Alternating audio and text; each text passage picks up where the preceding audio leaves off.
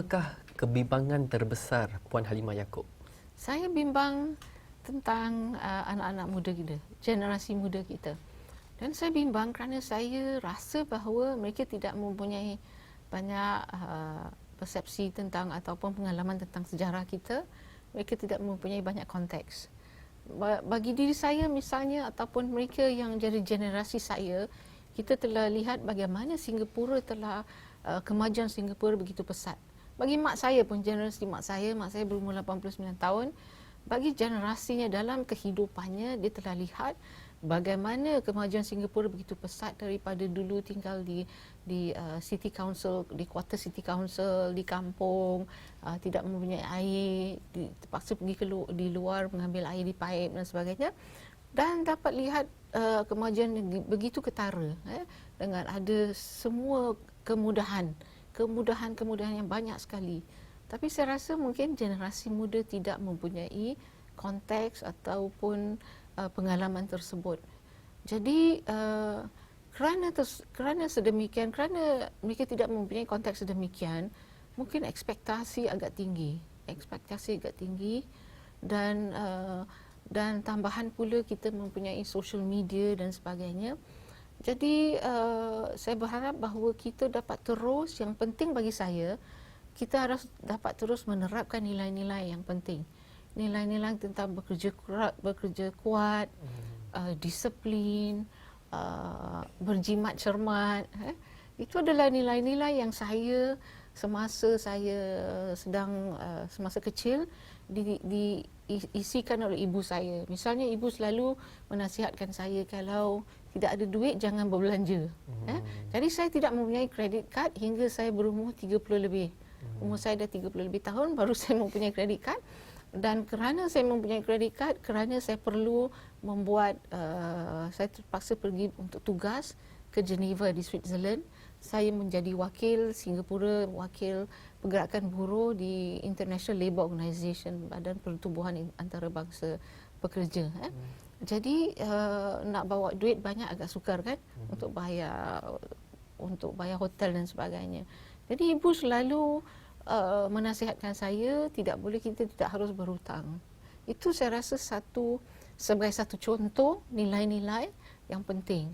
Jadi saya rasa dalam generasi muda kita juga, kita harus terapkan nilai-nilai tersebut. Sebab Singapura akan menghadapi banyak cabaran.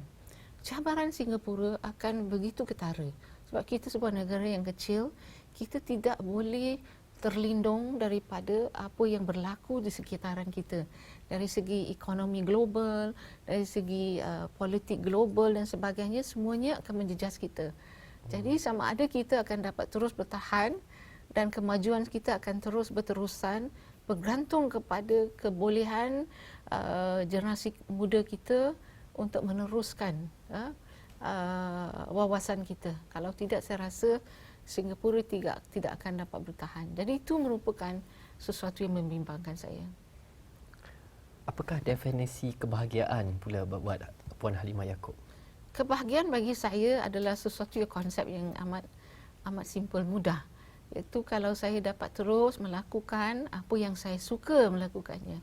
Saya dapat terus menjaga keluarga saya dapat terus membuat sumbangan di kawasan undi saya, menjaga penduduk saya, dapat terus melakukan tugas sebagai speaker dengan baik. Saya rasa, dan mempunyai kesihatan yang paling penting. Saya rasa alhamdulillah itu sesuatu yang saya rasa amat membahagiakan saya. InsyaAllah.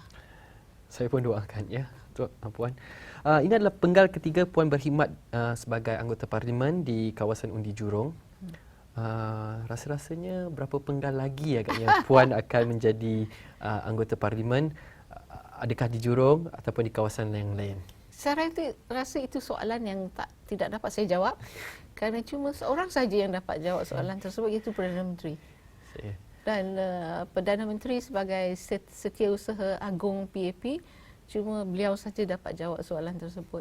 Namun bagi diri saya, kalau diperlukan khidmat saya, insya-Allah saya akan terus berkhidmatlah kepada masyarakat dan warga Singapura.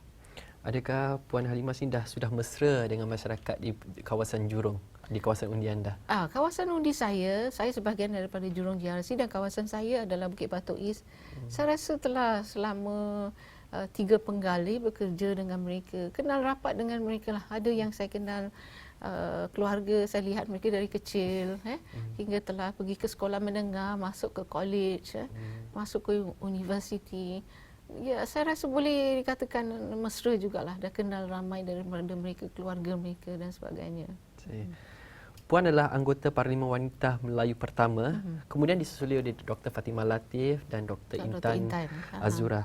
Apakah ada calon-calon wanita yang lain yang akan bersama-sama bertanding di penggalan yang akan datang? Apakah nasihat yang Puan ada untuk mereka-mereka yang mungkin dipilih? Saya tidak dapat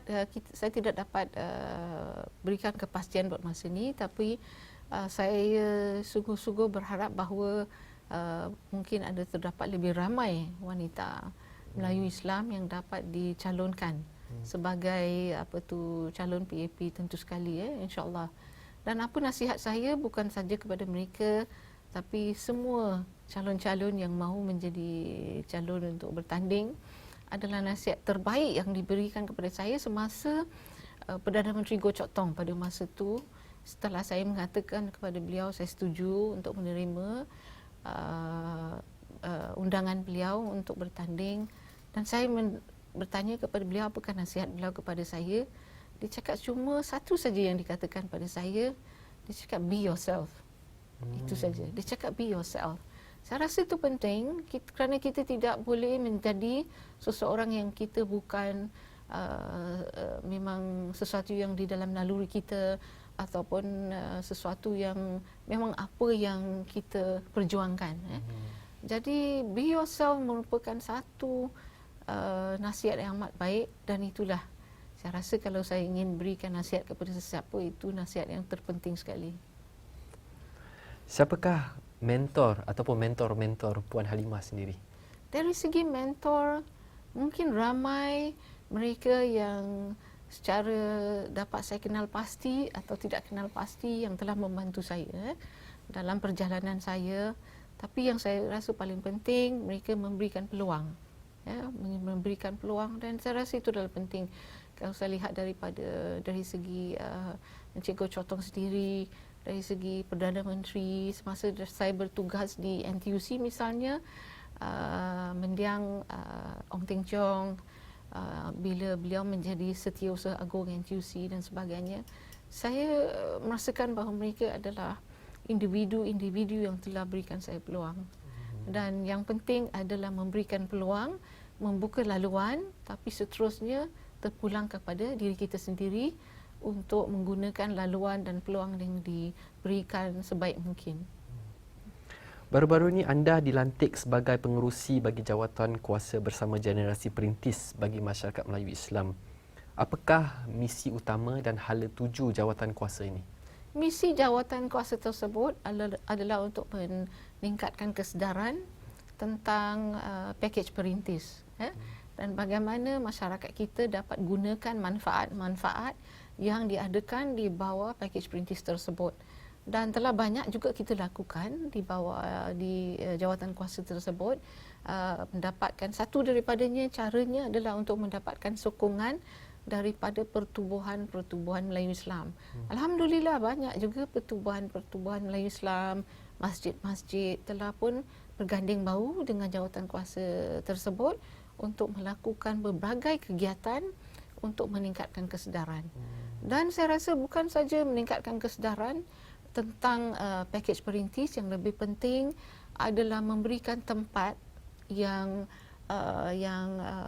tempat yang sesuai, yang baik bagi anggota perintis kita, bagi warga emas kita yang telah membuat banyak sumbangan. Contoh saya seperti mak saya umurnya 89 tahun. Jadi bukan saja dari segi wang ringgit di bawah pakej perintis tersebut yang penting, namun pengiktirafan, penghargaan yang diberikan kepada mereka yang telah membuat sumbangan. Sebab mereka merupakan golongan yang telah membuat banyak pengorbanan. Kalau kita bandingkan Singapura dalam tahun-tahun semasa mereka harus bekerja bertungkus lumus. Pada masa tu kalau saya lihat pada ibu saya, kita tidak mempunyai banyak skim-skim membantu mereka yang susah seperti yang kita ada sekarang. Tidak ada. Amat sedikit kerana Singapura tidak mempunyai sumber-sumber yang Singapura ada buat masa ini untuk membantu keluarga-keluarga. Dari segi memberikan pendidikan yang baik, memberikan sokongan keuangan, sokongan dari segi kesihatan dan sebagainya amat berkurangan. Namun, sungguh pun terdapat serba kekurangan, mereka berjaya untuk berusaha, membuat sumbangan. Jadi penghargaan itu saya rasa amat penting. Dan message dari jawatan kuasa yang kita adakan ini adalah bukan sahaja tentang pakej perintis, namun pentingnya kita sebagai sebuah masyarakat, sebagai sebuah keluarga, sebagai sebuah masyarakat menghargai orang tua kita. Jangan sekali-sekali kita mengenepikan mereka, sebab pemerintah boleh apa yang pemerintah dapat lakukan terhad. Pemerintah tidak dapat memberikan kasih sayang, sokongan di rumah. Itu hanya keluarga-keluarga, warga emas kita, perintis kita yang dapat berikan sokongan. Saya rasa sokongan yang diberikan oleh pemerintah, mereka menghargainya, tapi lebih yang mereka menghargai adalah kasih sayang dan sokongan anak-anak mereka, cucu-cucu mereka, keluarga mereka. Itu lebih penting. Jadi sistem sokongan keluarga itu penting dalam sebuah keluarga. Amat penting. Jadi 10 tahun ataupun 20 tahun daripada sekarang, di manakah adakah Puan merasa Puan akan masih aktif dalam dunia politik ataupun di kegiatan buruh ke bagaimana? Saya rasa insya-Allah kalau terutama sekali kita harus ada kesihatan, itu yang penting bagi diri saya. Dan kalau masih boleh buat sumbangan dari segi kerja sukarelawan, tentu sekali 10 tahun saya rasa mungkin saya telah bersara lah. Tapi kalau dapat membuat kerja-kerja sukarelawan, saya rasa itu alhamdulillah sesuatu yang saya rasa baik bagi diri saya. Dan mungkin kalau dapat menimang beberapa orang cucu juga alhamdulillah pada masa 10 tahun selepas ini, insya-Allah. Kami di sini doakan. Bagaimana Puan mahu masyarakat kenangkan Puan Halimah Yaakob sendiri? Itu sesuatu yang akan saya rasa masyarakat harus membuat kenangan sendiri. Tak dapat saya memberikan pendapat terhadap perkara tersebut. Tapi apa yang saya akan sentiasa lakukan dan telah saya lakukan selama ini adalah untuk memberikan sumbangan seikhlas mungkin dan sedaya upaya saya, insya-Allah. Pastinya harapan kita Puan Halimah akan terus maju dengan kerjaya anda dan pengorbanan Puan menghambakan diri untuk bangsa Melayu Singapura dan akan terus dihargai. InsyaAllah. Dengan itu soalan terakhir saya, apakah harapan Puan untuk masyarakat Melayu Islam Singapura? Saya berharap bahawa masyarakat Islam kita akan terus maju menjadi sebuah masyarakat yang mempunyai keyakinan diri yang kuat, sebuah masyarakat yang dapat membuat sumbangan kepada negara kita dan sebuah masyarakat yang disegani. Kita mungkin merupakan masyarakat yang minoriti di Singapura, namun dari segi usaha kita, sumbangan kita, prestasi kita, status kita, sesuatu yang disegani oleh masyarakat lain di Singapura dan juga masyarakat-masyarakat lain di negara-negara lain yang mungkin mempunyai banyak kaum majoriti orang Melayu. Dan kalau kita dapat mencapai tahap tersebut, alhamdulillah, saya rasa itu sesuatu yang amat membanggakan bagi kepada kita dan juga masyarakat kita. Sekali lagi jutaan terima kasih Puan Halimah Yaakob kerana sudi bersama kami. Semoga apa yang dikongsi pada hari ini dapat bermanfaat kepada masyarakat pada zaman ini dan juga pada masa yang akan datang. Terima kasih.